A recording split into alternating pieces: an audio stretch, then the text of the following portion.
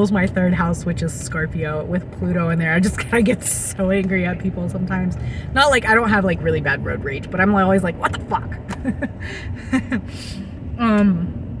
Especially during Mercury retrograde. But then I anticipate it and I know, and I'm like, okay, yeah, I get angry. That's cool. It's okay. I'm a really defensive driver when I drive. I watch people all the time. But anyways,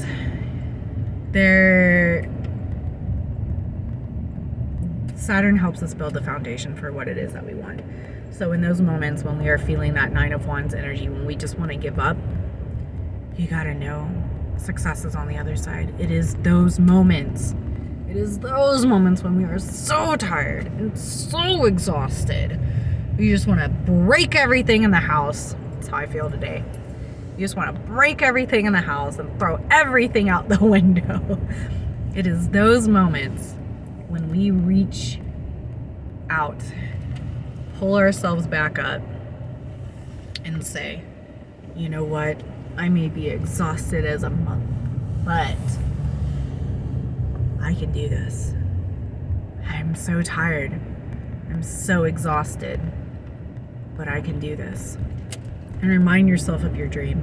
Remind yourself of where it is you're going. Remind yourself of what it is that you're accomplishing. If you need to, make that vision board. It's something I actually put in my book of shadows. Instead of making a vision board, I put it in my grimoire, my huge grimoire. I'll share it with you guys if you want, so you guys can see. But a vision board will keep, you see it every so often, and you say, that's why I'm doing what I'm doing. Let Saturn remind you of that. So in those moments when you're finding difficulty, when you're having issues with anything in life, I'll give you guys an example. I was working as a manager and assistant manager at some of my jobs before I started having kids. And there's angry customers sometimes. I worked in the food industry. So I worked at Jason's Deli. I was a floor assistant manager. No, a floor supervisor. Floor supervisor. I was actually never a manager there, even though I should have been. I was a floor supervisor, and then I became a closing supervisor, even though I was actually doing closing manager duties, and the other supervisors that came after me never had to do what I did. But whatever. We won't talk about that. Talks about it. Anyways, and then at the liquor store I was working at, I became the closing manager there. And then I worked at Culver's, where I was training to be an assistant manager before I had my daughter. And then I had her, so that didn't continue. I never went back to a normal job. But there's a lot of times there's difficult customers, and it's like, God, why is this customer being such an asshole? Or why are they giving me so many issues? Why are they being such a dick about things? And it's like, I had to learn in those moments, how to deal with them, how to rectify the situation, and do all these different things. And it's like, God, why do I have to learn to do this? And it's like, well, you know what? Every time we go through those moments with customers, instead of looking at it as God, they're just being dicks all the freaking time, learn from it, because every time you learn and you improve on it, you know how to deal with them better next time. And then they don't even phase you out, at some point. I actually had a manager whose name was, I think it was Marcus, right? Yeah, Marcus. Big guy, tall, big, cool as fuck. Okay. I saw a customer throw chips at him. I was like, oh my God. And I know I know him as a person, just through talking to him and working with him all the time, that I was like, oh my gosh, he doesn't take shit from people. He takes no shit from his employees. And he was cool as a cucumber. And he was just like, okay, sir, blah, blah, blah, blah, blah, and just like went on. And I was just like, I'm sitting there in the back like, but I learned from that. You know, he showed an example of how to be. And that's the thing. We learn through every difficult experience that we go through. Granted, we have some trigger points for some of us. I know I got trigger points with my parents. Still having to learn from it, and get better. I'm not perfect at all. But we learn. Everything is a building, learning process. Now, I'm not saying to learn every single day, because it's exhausting. You guys just saw me starting to cry earlier, right? Channeling that energy is just like, that's a collective energy. Some of us, we are so exhausted from constantly learning, constantly growing. In cardology, I'm a 10 of diamonds. I'm at a Jupiter axis. And it's like constantly expanding, constantly growing, constantly learning. And it's like, when does it stop? And a lot of times as a 10 of diamonds person, when you're constantly going and constantly learning, there is no time to sit there, stop and process everything, to like rest and just integrate. And so it can be frustrating at times. It can be so frustrating. And it's like, you actually have to make the time to do that. You have to actually implement that into your life. And that's what Saturn gives me. Because I've told Saturn, I'm like, Saturn, why am I always working? Why? Why am I constantly pushing myself to learn and learn and learn and learn and learn? And I'm just being exhausted. I'm getting burnt out. Well, when I did Roots to Rise with Jumake, with June, one of her things was make your pleasure the first priority. Taking care of yourself. You know, pencil that in if you need to. And then build everything around that. And that was the most like breakthrough thing I had heard that year. Because I was like, prioritize your play? What? I don't have to work all the time? I don't have to burn myself up all the time? Like, mind-blowing, you guys. Mind-blowing for me, because I came from a family where it was work, work, work, work, work, work, work, work, work, work, work. Don't play. Don't play. You're not a child anymore. Don't play. No. That's not the reality. And I have Saturn in the 5th house. The Capricorn, if you're a Virgo rising, you've got Capricorn ruling your 5th house. Even if you're doing pluses, if you're looking at whole signs, Capricorn rules your 5th house. It's dry fun. It's isolation almost. And because Capricorn being ruled by Saturn, it's isolation. Capricorn is in the middle of winter. Think about it. Think about where it is. It's in the middle of winter. And so with it being there, it's isolation. Nobody is doing anything in the middle of winter.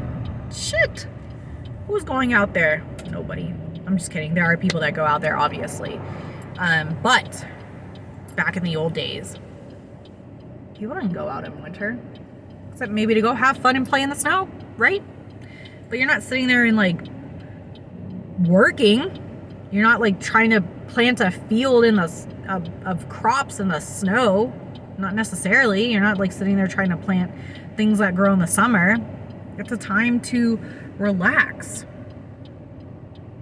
Relax. It's isolation from the rest of the world. It's hermit mode. And so like that's something that like I have to understand. Like my energy is not always, my play is not going out and being with people all the time.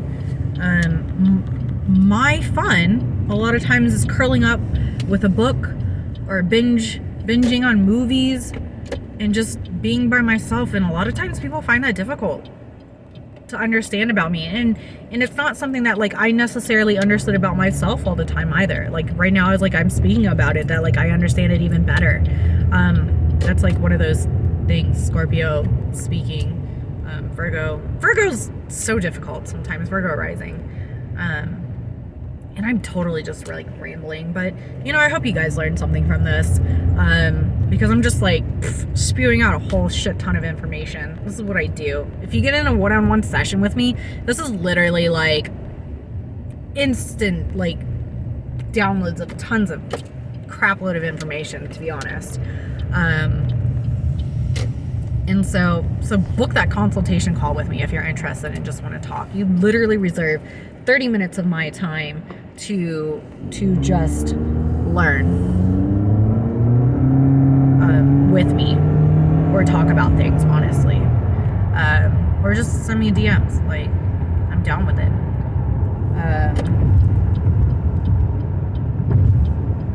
But yeah, Capricorn, 5th house, preservation of energy. Do more relaxing things. Put your pleasure first. Build around it. I think I'm done talking, y'all. I think I've given all the messages that I needed to. But we build, and we build, and we build for later life success. So don't give up. But understand your chart more. That's the only thing I can say. It'll help you. It'll help you so much. But for those of us who have this later life success, don't give up. Don't give up. That's all I gotta say. I'm so thankful for having the friends in the community that I have already to help lift and encourage me and push me to continue doing what I do, because I actually succeed better when people tell me that they like what they see from what I'm doing, because when I don't hear it, I do get discouraged very easily, and it's unfortunate, but that is a reality that I'm coming to know and understand. And so I'm grateful for people like Jean or Siobhan and so many others. I mean, so many other people there that tell me that they love my stuff, or love hearing what I have and what I'm creating and everything. And Melissa and Ferris and God, there's so many people out there. Just you guys who've popped in and out of my lives. And even if I don't know you by name, or I've just seen messages from you here and there, hearing anything like that from you guys really encourages me to continue doing what I do for all of you. So if you guys do like what I do, let me know.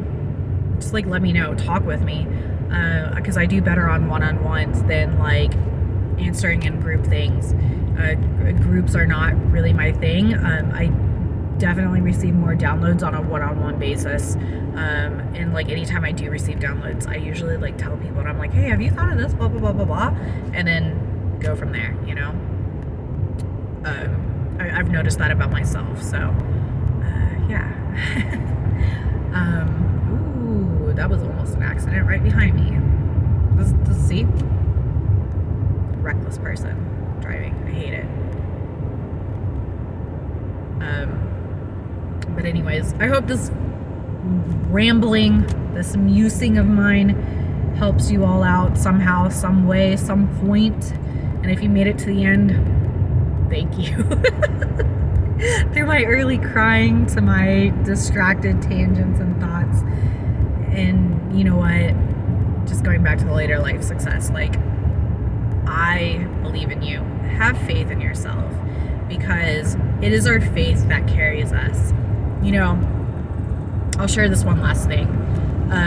I will actually share it with you, because I'm about to pull into the park over here and wake my daughter up so she can go play. But because she's been in the back there sleeping, she fell asleep.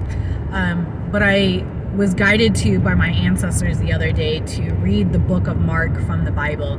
And I'm not Christian or anything like that. If somebody asks me what religion do you follow, I usually say something like Buddhist or something.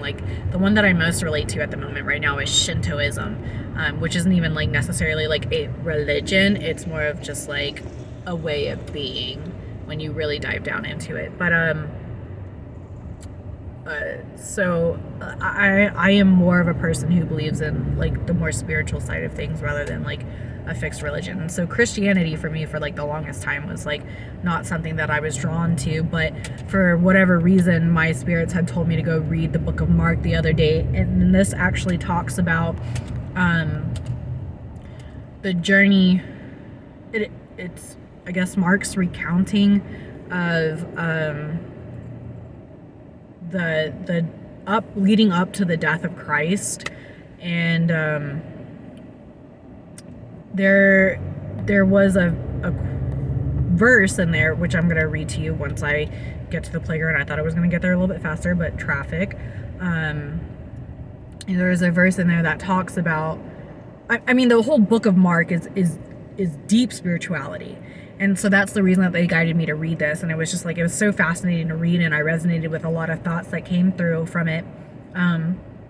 not everything was like, perfect. And there's actually a quote that like I'm thinking about right now where they're actually talking about that, about planting. A farmer was scattering seeds and how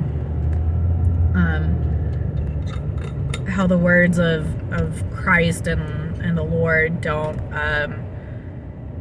Some will sprout. Some will only sprout very quickly and then die.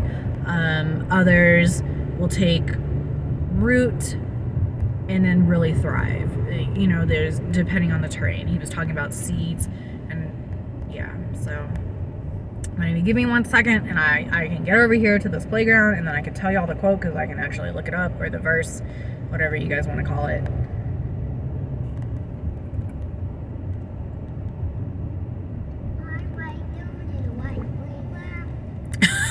Oh my god, I didn't even know she was awake.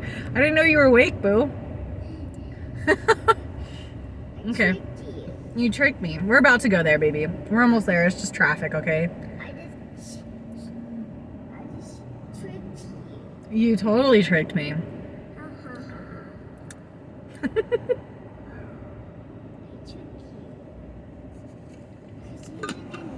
I did not know. Sorry guys, it's gonna take a second. I thought I was so much closer than what I was. And I've just been talking.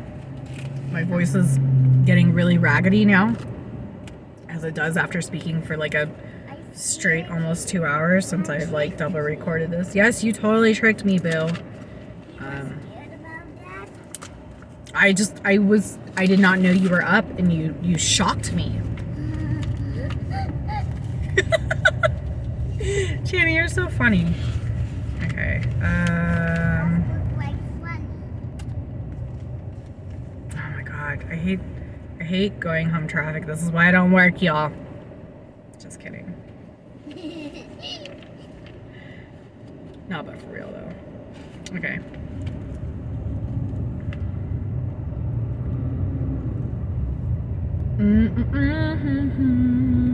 But so this verse in the Bible is basically the one that I'm going to be pulling up is basically about the fact that Christ tells people, I think he was either talking to his followers or talking to people or something, and it was like, do you have no faith? Or no, oh, okay, I remember what it is now. Is like, this generation is always asking for a sign. We're always asking for signs to be like, okay, prove yourself to me. And honestly, I'll share this story with you guys, since we got a few minutes, and this will drag it out a little bit longer.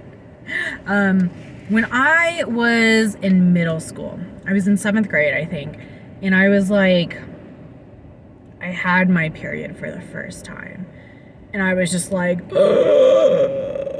no way.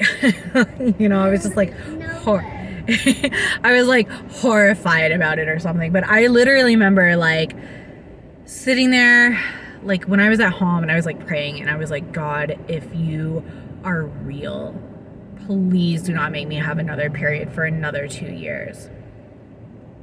And it happened. It happened.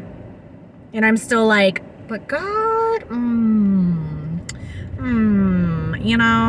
is he real? Like, but I do have this other side as I've become older. I've always believed in some type of higher being, but what I believe in is that it is a multifaceted being. Just like we are multifaceted. We have angry areas of ourselves. We have sad, we have happy and joyful. We have different faces, per se, of ourselves. And so that's how I view the divine. And God, the Lord, was only one side of that. And I believe that these different religions are only, sorry, I know this is getting like really like religious talk at the moment, but I'm just trying to explain to you guys where I'm coming from, is this fact that I think that these different religions were what those people or these people need at that time, and it is what they relate to and what they will understand and what works for them. Okay. The green one? No, we're going to the white one, baby. We're almost at the light. We're about to turn in. Okay, we're just waiting on traffic. And so I always found it very difficult, and I was always like, nope, no old man in the sky, it's not me, it's not for me. I don't understand it. I don't get it. That doesn't resonate with me. I don't understand. But then like as I got older, I came to understand that better and came to understand that like I've always had faith in the divine. I've always had faith in magic, in the energies of the world, that anything was possible, because I've always carried that energy with me. And I do chalk that up to me having an exalted Jupiter in Cancer, especially that goddess energy. It's so strong with me. Because Cancer being the queen of the universe, you know, of the zodiac. And so the mother, the one who gives life to all. And like, I understand that. And it's like, I've always seen like these different similarities between different religions and stuff like that. And so like, that's kind of that energy. Sorry, give me one moment. Turning in to this playground area. We're at the playground, boo. Oh, I don't know. Yeah, we're gonna go to the white one in the back. So I've always had some kind of faith or belief in the spiritual world. No, baby, the red one's gonna be hot. Even though there's only like 2 people there, it looks like. Maybe we'll go there. Depending on how many people are over here, maybe we'll come back and go to this one, because there's probably gonna be a lot of people over at this one. But I've had a very strong belief in the other worlds. I always was diving into Greek mythology, Roman mythology. I was always so fascinated by that growing up, and I was always attracted to fairies, magic, you know, the things that aren't tangible. And I've always had this very strong belief in it, even though like my parents are like, stop, it's not real. You're living in a fantasy world. Literal words, quotes. And so like I used to get so frustrated in that because I believed it so strongly. And so the reason I'm saying this is because of this quote, and how we do, as like a lot of times spiritual people, we're always asking for signs. We're always like asking for it. Just like me in 7th grade. I was like, God, if you're real, please don't make me have another period for another 2 years. And it happened. And I was still like, but are you really real? You know? And so let me find the quote for you guys really quick.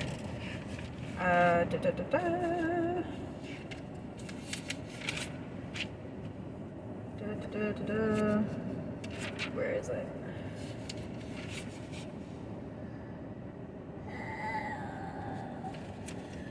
Sorry, this is not something that I had planned to share. Are we at the white one? We are, baby. Sorry, give mommy just one moment to finish this up, and then I will take you to the playground, okay? But we're not at the playground. We're right next to it. But we're not close.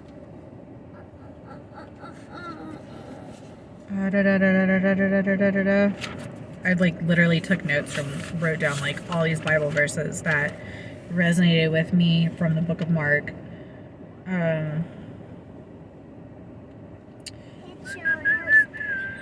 Sorry. Where is this thing?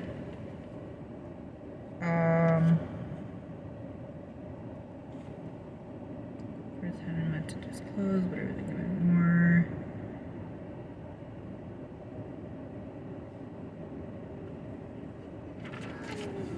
Hold on, boo. I'm sorry.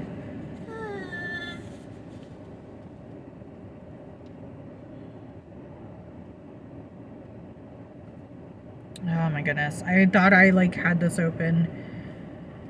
Maybe I didn't write it down the exact verse, but I'll have to find it later, I guess. And then I will post it, what I was talking about. But basically, we are we're always asking for signs and stuff like that. And it's why are you always asking for signs instead of first having faith? And so that is what Christ was talking about. And so that's kind of the energy that I'm saying is when we have this idea, this dream that we are trying to bring to life, there is this understanding that we we feel it, we know it, but then it's like we're receiving that message from the spirit world, and a lot of times we're always still asking for signs instead of just having faith that they are helping us. And so that was kind of what I was talking, but I'll do a whole nother like spiel upon that once I get like the quote and everything settled out and work, and so I can take my little one to the playground because she's gonna be like start yelling at me. But anyways, I hope you guys got something from this super long video. Okay, Bear, I got it. I'm sorry, just let it out. Let it out. I was doing that earlier. I was like so angry and I was like, ah. But anyways, I hope this serves you guys well. I hope you guys learned something. If you have, please let me know. Let's talk about it. I'm so down for that. And if you guys are interested, book a session with me. If you guys want me to do an astrology reading for you guys, or even book a consultation call with me, or just hit me up in the DMs and we can talk, we can chat. I'm open for it. And so I hope you guys have a blessed day, a week, month, years, rest of your life. And I will see you guys next time. I do a live. So, yeah. But I know this isn't a live. I just recorded it. But, yes. Bye!